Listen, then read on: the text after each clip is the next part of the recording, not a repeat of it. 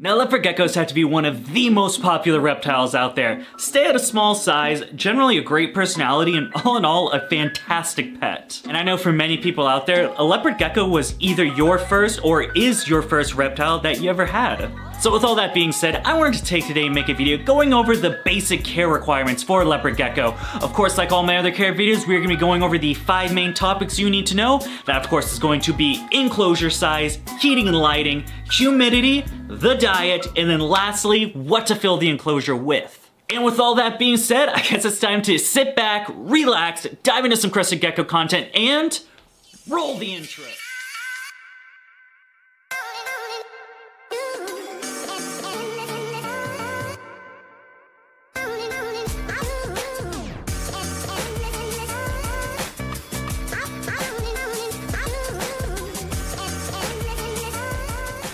And then kicking off this list, we are gonna go with number 1, what enclosure size to use for your leopard gecko. Enclosure sizes for your leopard gecko can really vary on what age the animal is. Of course, with many people, they start out with the baby leopard gecko. Of course, being babies, you're gonna wanna put it in a bit of a smaller enclosure. In that instance, I recommend anything from a 10 to 20 gallon as it's still young. Of course, this gives plenty of room for the animal to roam around in, but not too much space to get him a little bit scared of his surroundings. Of course, as the animal ages and progresses in size, you're gonna want to get something a little larger. Now, I know it's said that the minimum requirement for a leopard gecko is gonna be a 20 gallon long. However, I kind of have to disagree with that, honestly. Especially with these animals being nocturnal, you really don't see how much they move, and trust me, at night, they definitely are on the move. They're really utilizing every space they have, and I just personally feel like a 20 gallon is really not gonna cut it. It's for that reason I really recommend at least a 40 gallon enclosure or that size equivalent to enclosures. Personally for me, I'm using the Exoterra large wide. I think it's a 36 long by 18 wide by 12 inch tall. I think it's a fantastic enclosure for a leopard gecko. I love the front opening doors. It makes it a lot easier for feeding and interacting with them, and all in all, I think it's a great setup. If you want to learn a little bit more on how I set my leopard gecko enclosure, you can actually find it in that video right there. But other than that, we got some other topics to talk about, so let's dive into those. Then moving on, we are going to be getting into our second topic at hand, which of course is going to be heating and lighting. Let's dive into it. Now, as far as leopard geckos go, the whole heating and lighting thing kind of takes a little bit of switch. Of course, with these animals being nocturnal, they don't necessarily need lights. So as far as the heating goes for a leopard gecko, you're gonna want some sort of heat hide. As I said, with them being nocturnal, they're gonna be asleep most of the time during the day. However, they are still gonna need those ideal temperatures. Those ideal temperatures being anywhere from that 88 to 90 degrees inside whatever hide you choose. Personally for me, I'm using a basking light. I'd say a par 35 or par 38 floodlight from Home Depot. It gets to that little log hide that he has. It gets that to the ideal temperature. Some other ways you can do it, of course, using a heating pad plugged into a thermostat. Make sure you're getting the optimal temperature without having to fluctuate wattages or anything like that during colder seasons or warmer seasons. It does make it a little bit easier, however, it is a little more costly. A couple of other things people can do is, of course, a CHE if they don't want to go with those light bulbs, but that is about it for heating. And then, of course, as I mentioned earlier, and I'll say it one more time in case someone didn't know it, they're nocturnal, guys. That means they're only up at night. So as far as UVB goes for lighting, it is not really a requirement. Personally, for me, I do use it just because I had a UVB light laying around and I figured, what the heck, why not? And I do notice in the morning when I turn it on, just go and bask on it for a little bit before heading back to his hide for the day. So I don't know, take that as you will. Now you don't have to do it, but maybe they'll utilize it. It does benefit them. Why not? And that's about gonna cover it as far as heating and lighting goes. Not too complicated, you know, get some heat in there, get some lights, don't get some lights, But moving on, of course, we got some more topics to talk about. Getting into it, we're gonna get into topic number 3, humidity for the leopard gecko. Now, as far as humidity goes for leopard geckos, this is the part where it gets a little bit complicated. Not too bad, but it's not the easiest. Of course, with leopard geckos, you're gonna wanna keep them in a more arid environment. You really don't want it that humid in there, so pretty much on the low end as far as humidity goes. However, you do wanna provide some sort of moist hide box in them in order to help them when they are shedding, to help remove that shed a little more easily. What I mean by a moist hide is usually anything that would be considered a hide box, so either some kind of box.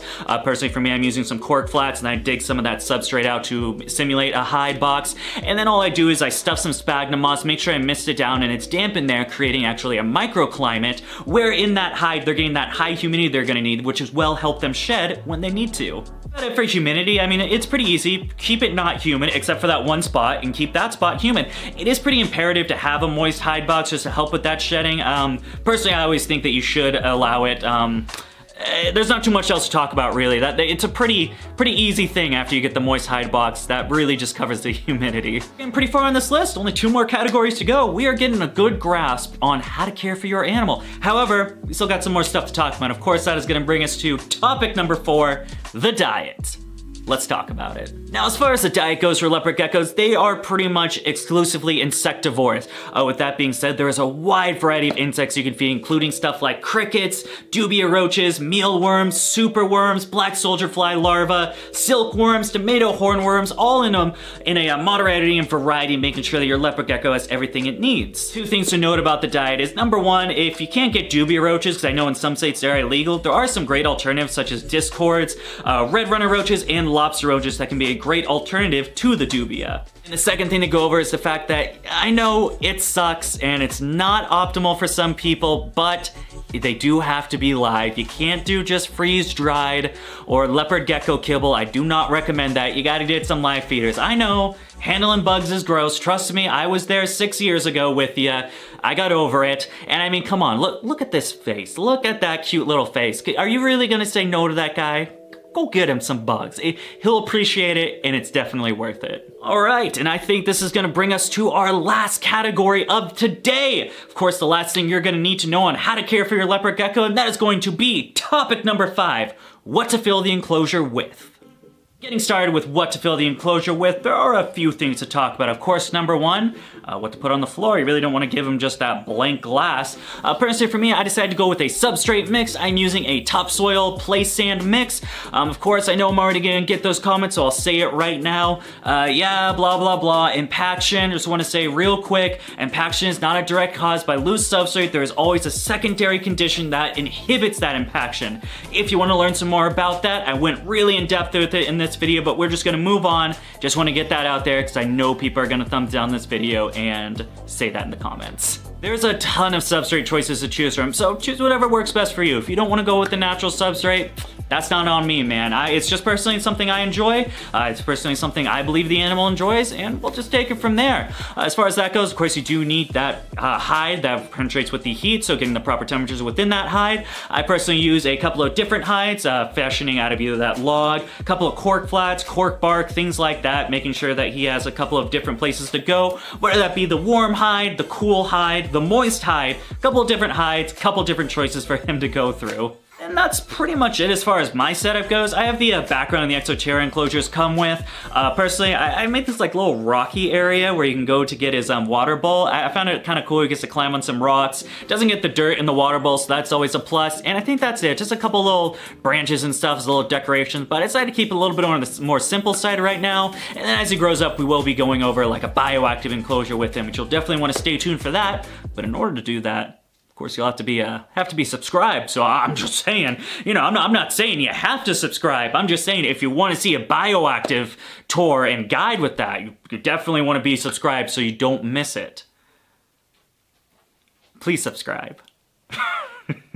Alright guys, that is going to wrap it up for today, but now it's your turn. Leave me a comment in the comment section. Let me know how I did. Was this a pretty good care guide? You know, did I do pretty well? And you guys got all the basic information you need? Or did I miss some stuff? Did I really drop the ball on this? Was this not a good care video? Let me know in the comments. Was it good? Was it bad? I won't know until you tell me. Then as always, huge shout out to Zen Habitats. If you're unfamiliar with Zen Habitats, they are a reptile aftermarket enclosure maker. They make some gorgeous designs like this one right here. Wow! What a cool design. I think Zen Habitats just makes an awesome enclosure. I really enjoy about them is the fact that they include shipping in their prices, so it's just a one-click shop instead of having that additional shipping charge added sooner. They seem to ship things out pretty fast and pretty speedy, unlike some aftermarket enclosure makers, which I won't name, but you know, some take a little bit longer than others. If you're looking for an amazing enclosure for a leopard gecko, I highly recommend the 4 foot by 2 foot by 2 foot. You can really make something amazing out of that for those little guys. If you want to learn more, you can find that in the description down below at Zen Habitats, but we gotta move on to some other stuff. So, if you liked the video, please feel free to give us a thumbs up. If you want to see some more of my animals or my breeding products, you can follow me on Facebook, Instagram, DBCB Exotics. We're also on TikTok. If you like some cool merch designs like these three right here, you can find those down in the description. Also